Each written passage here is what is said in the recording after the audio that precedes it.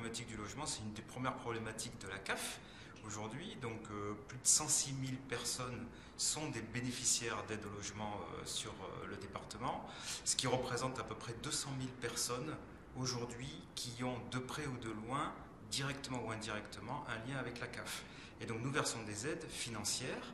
pour solvabiliser généralement des familles, quelquefois des personnes isolées, autour de la problématique du logement. Et donc notre objectif dans l'Observatoire immobilier, c'est justement de confronter nos informations,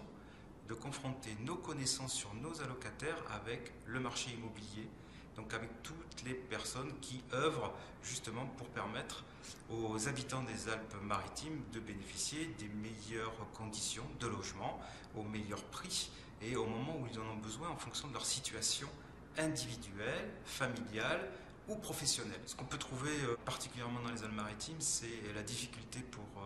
les familles de trouver un logement qui corresponde à leur situation, notamment au regard de leurs problématiques professionnelles. On note sur la frange littorale, puis dans les zones limitrophes, une sorte de départ de nos allocataires, des habitants des Alpes-Maritimes, vers d'autres départements, où la pression immobilière est sans doute moins forte que celle que nous ressentons ici même, notamment sur la frange littorale. Et puis, bien évidemment aussi, les allocataires, les habitants des Alpes-Maritimes, qui s'éloignent de leur lieu de travail pour aller chercher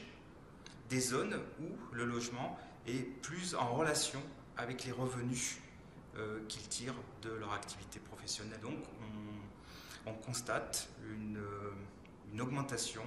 des temps de parcours, des temps de déplacement de leur domicile à leur lieu d'activité. Ce qui est aussi très important, c'est que les lieux où sont confiés les enfants dans la journée, que ce soit en crèche, à l'école, voire pour les adolescents dans les collèges et les lycées, s'éloignent également du lieu d'habitation, voire du lieu d'activité professionnelle. Notre objectif, avec les partenaires de l'Observatoire, c'est de donner aux décideurs les bonnes informations pour prendre les bonnes décisions.